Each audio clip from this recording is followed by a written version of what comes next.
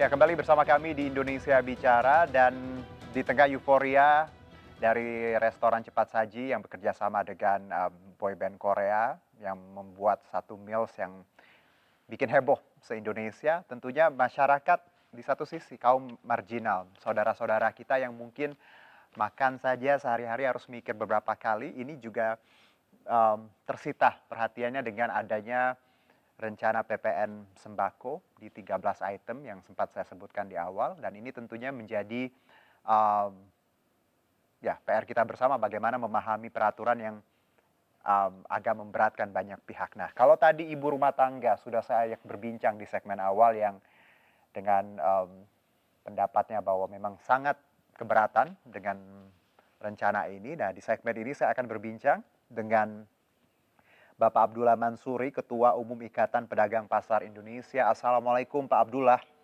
Waalaikumsalam Bang Juno, Ya, apa salam kabar? sehat Pak. Salam sehat Bang. Iya, Pak kita bicara PPN sembako. Bagaimana tanggapan Anda sebagai Ketua Umum Ikatan Pedagang Pasar Indonesia? Ya ini memang di luar dugaan kami dan kami memang tidak mengekspektasikan bahwa pemerintah bisa setega ini, bisa sekejam ini, bahkan sesadis ini kalau saya bilang, memberlakukan Hmm, PPN pada sembako. mhm. Di luar dugaan memang, karena sebelumnya kita lihat bahwa properti, batu bara, bahkan mobil Iya, itu diberikan keleluasaan, tetapi justru 14 barang pangan ini jadi terkena pajak PPN. mhm. Saya jelaskan sedikit Bang Juno bahwa Silakan. kondisi kami saat ini sedang pada posisi yang cukup sulit. Ya, Terpaan COVID-19 itu mhm, mengakibatkan ekonomi kami sebagian runtuh, sebagian strukturnya runtuh. Daya mhm, beli masyarakat menurun, mhm. omset kami hingga turun 60%. Nah, kami sedang pada fase bertahan.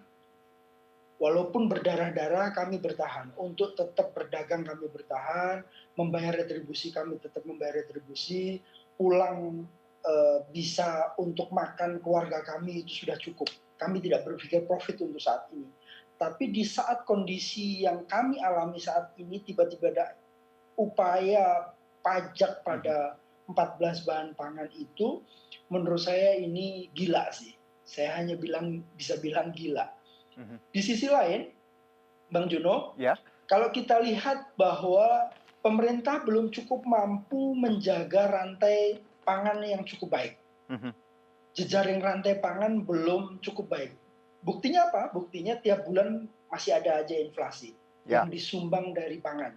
Artinya memang pangan ini belum terjaga dengan baik. mhm. Kita belum bicara bagaimana distribusi, bagaimana fluktuasi harga, bagaimana eh, kami harus berhadapan dengan rentenir dan seterusnya karena subsidi nggak masuk ke kami, kur nggak masuk ke kami karena kami bukan bankable, bukan tidak punya syarat-syarat eh, yang ditetapkan oleh bank. Ini cukup banyak saya jelaskan, Mhm. tetapi poin pentingnya adalah kami sedang dalam kondisi sulit di terpaan Ya, COVID-19 ini, mhm. ya kami harus ditambah dengan beban itu. Menurut saya itu tidak mungkin. Ya, karena kita tidak perlu banyak data lah, secara logika saja ya, Pak Abdullah, bahwa dengan adanya COVID, daya beli kan turun.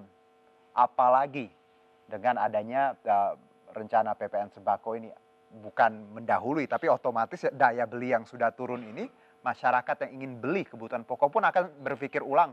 Dan jadi daya belinya akan semakin turun. Betul Pak Abdullah, seperti itu. Betul, Bang Hmm. Juno, Nah, fluktuasi harga pangan yang terjadi beberapa bulan terakhir itu membuat kami kesulitan dua hal. Yang pertama modal kami terbatas, maka jual kami juga terbatas. baik. Harusnya kami bisa jual 1 kilo, tetapi karena sulit kami hanya bisa menjual setengah kilo. Begitu juga modal. Karena Mhm. modal kami terbatas, kami nggak bisa berbelanja 1 kilo karena memang dijualnya juga sulit. Pembeli juga jarang membeli kita gitu. Jadi kita hanya bisa untuk transportasi bolak-balik dari rumah ke pasar ya, untuk makan kita sisihkan untuk makan, tidak ada sama sekali profit untuk tabungan anak ke depan. Ini memang kondisinya, ini sulitnya kondisi ekonomi kita saat ini. Nah, Oke. kami sedang bertahan di sana. Mhm. Kami sedang mencoba membangun kembali, menata kembali perekonomian kami di level pasar. Kok malah dibebankan PPN? Mereka bilang bahwa Mhm. ini premium saja, yang bawah hanya 1%. Mau 1%, mau 12%, Mhm. itu faktanya dari hulu sampai hilir pasti kami juga yang kena. Dan harga pasti akan jauh lebih tinggi. Baik. Kita tahan dulu Pak Abdullah, saya juga tersambung dengan ada Mbak Putri Komarudin, anggota Komisi 11 DPR RI. Assalamualaikum Bu Putri. Ya, Oke, Waalaikumsalam warahmatullahi wabarakatuh. oke. Salam sejahtera. Salam sejahtera, salam sehat juga. Di sini Mbak Putri lagi ngobrol juga dengan Pak Abdullah dari Ketua Umum Ikatan Pedagang Pasar Indonesia. Kalau saya di awal dan juga di segmen awal sudah berbincang dengan ibu rumah tangga, sekarang dengan Ketua Umum Ikatan Pedagang. Saya Mbak Putri dulu. Pandangan Anda terkait rencana ini, banyak sekali yang merasa keberatan dengan rencana ini, Mbak Putri. Silakan. Ya, kebetulan sekarang kita lagi rapat dengan Menteri Keuangan dan Oke. memang dari tadi anggota Komisi 11 termasuk saya meminta klarifikasi terkait dengan wacana ini. Mhm. Karena memang rencana ini belum disampaikan kepada kami secara formal. Rancangannya masih ada di Badan Musyawarah dan belum Oke. disampaikan kepada Komisi 11 sehingga kami hanya menerima update sebenarnya dari diskursus yang bergulir di publik gitu. Tapi Baik. kalau menurut pandangan saya, Mhm. memang rencana pengenaan PPN terhadap barang kebutuhan pokok ini tentu perlu ditinjau kembali ya sama Mhm. Kementerian Keuangan khususnya karena tentu dampaknya akan sangat dirasakan secara langsung bagi masyarakat Baik. lewat kenaikan harganya. Apalagi saat ini kita juga masih perlu fokus untuk mendorong pemulihan daya beli masyarakat yang sangat-sangat terpukul akibat pandemi. Mhm. Dan terlebih perlu kita ingat juga bahwa komponen konsumsi rumah tangga ini masih menjadi kontributor terbesar kita Mhm. di perekonomian kita sekitar Betul. 57%. Makanya jangan sampai rencana ini justru menjadi distorsi terhadap pemulihan daya beli masyarakat. Baik, karena kalau bicara daya beli masyarakat atau konsumsi rumah tangga ini adalah salah satu komponen pertumbuhan ekonomi yang kalau saya lihat adalah salah satu ornamen atau yang bisa kita dorong sebenarnya untuk jangka pendek untuk pemulihan ya, Mbak Putri ya. Hmm. Hmm. Dan kalau kalau Dan eh, ya, silakan. dan memang terkait rencana ini kan kabarnya yang kami dengar pemerintah juga mengkonsepkan adanya skema multitarif di mana pemerintah menyebut skema ini nanti mampu menciptakan asas keadilan. Jadi Oke. tarif PPN akan lebih murah untuk barang atau jasa yang dibutuhkan masyarakat, tapi akan lebih mahal untuk barang-barang kita. Nah, menurut kami asas keadilan ini memang baik, tetapi yang harus dilandasi dengan pertimbangan yang matang. Jadi saya kira pemerintah juga perlu menakar terlebih dahulu urgensi pengenaan skema multitarif ini. Apalagi hal ini nantinya juga akan menyangkut perubahan tarif barang jasa yang sebelumnya dikecualikan oleh PPN, seperti barang kebutuhan pokok. Jadi jika kemudian dilaksanakan, maka tantangannya sangat besar bagi pemerintah untuk mengidentifikasi dan juga mengukur dengan cermat lapisan kelompok barang atau jasa yang akan dikenai oleh tarif ini. Karena misalnya ketika kita berbicara tentang beras, Ya. beras itu kan banyak jenisnya, ada yang premium, ada yang biasa. Begitu pula daging misalnya, ada kelas-kelasnya tersendiri.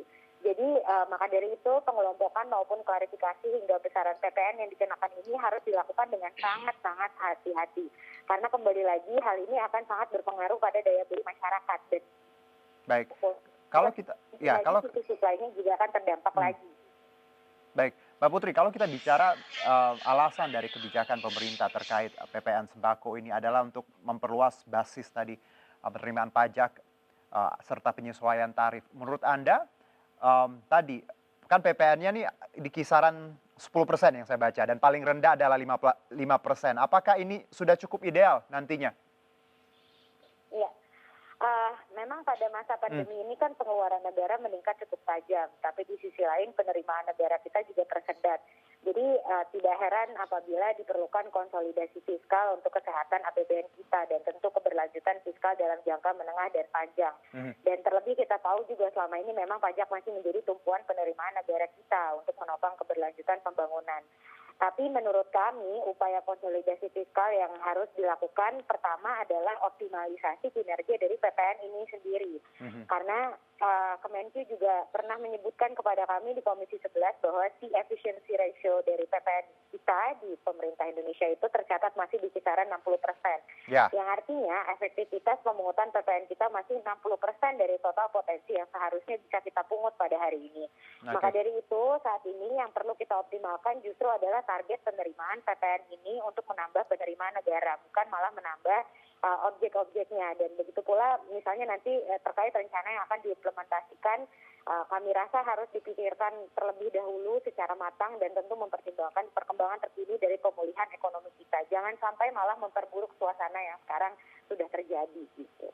Baik, karena ya kita tahu bahwa daya beli dengan ada pandemi sudah pasti turun, apalagi dengan nanti kalaupun rencana ini diresmikan, bukan tidak mungkin daya beli akan semakin turun, Mbak Putri.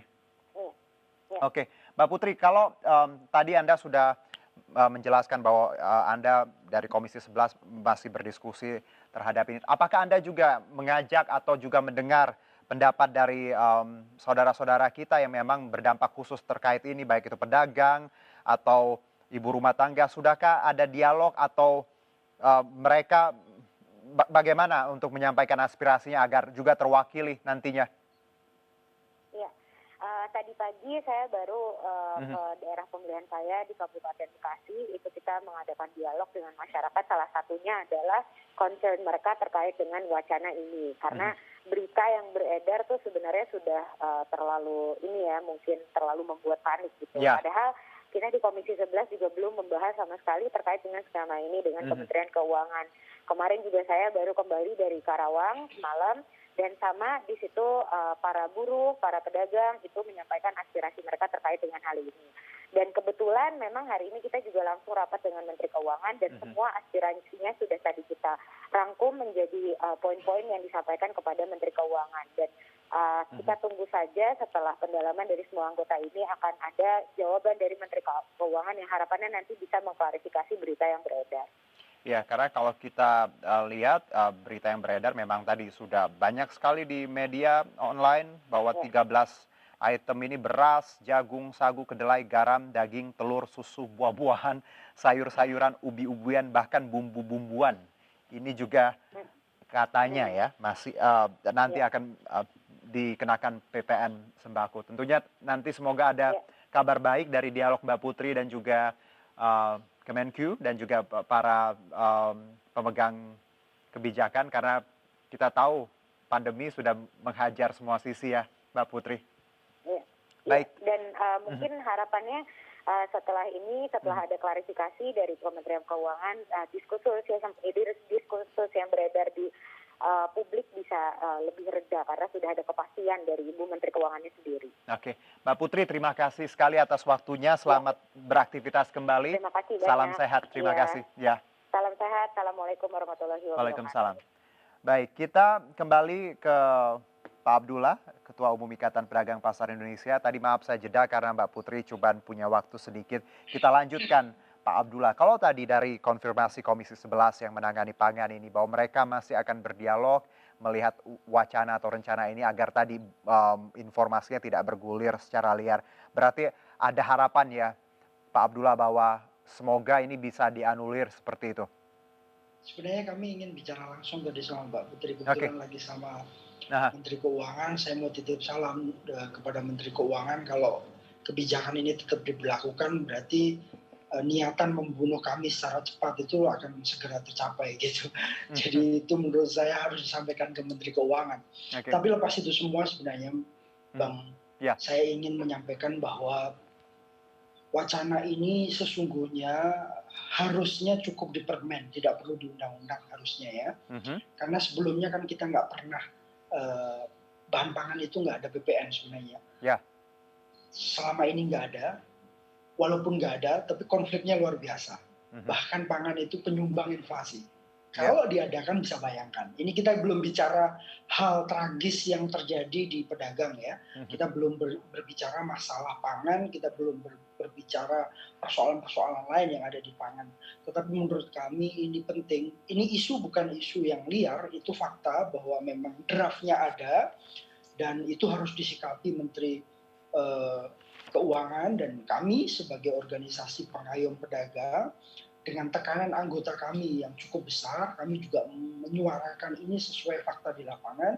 Kami akan melakukan upaya-upaya konstitusional yang diatur oleh undang-undang yang akan kami lakukan secara terus-menerus. Bahkan tanggal 26 ini kami sepakat untuk melakukan Rapimnas dalam rangka menggodok persoalan ini agar hasil Rapimnas itu bisa kami serahkan kepada Presiden dalam rangka merekomendasikan agar kebijakan yang justru membunuh kami ini ditiadakan.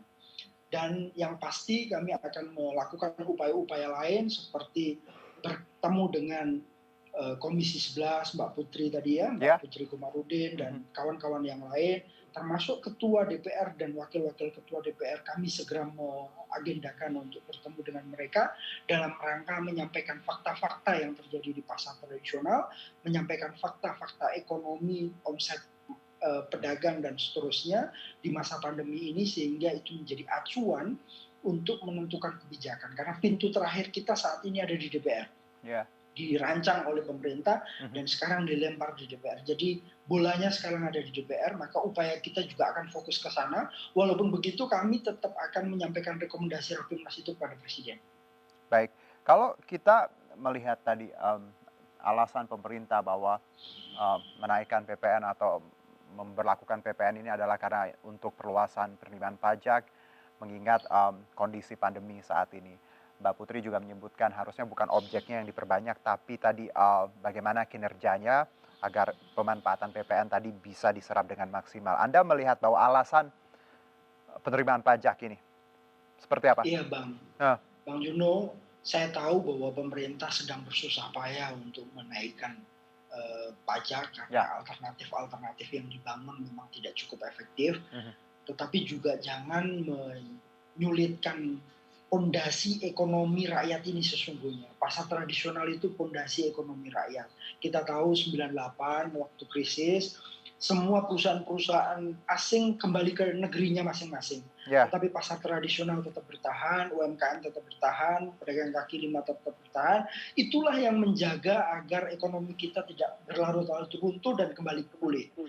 Maka ini anak kandung. Pasar tradisional itu anak kandung negeri ini, harus dijaga bersama, harus dirawat bersama. Mereka pahlawan ekonomi kita, uangnya berputar di daerah di mana pasar itu berada, tidak dibawa kabur ke luar negeri, itu memang menjadi perputaran di negeri ini, maka itu harus dijaga, jangan justru itu menjadi objek pajak, karena itu sesungguhnya yang membangkitkan ekonomi kita.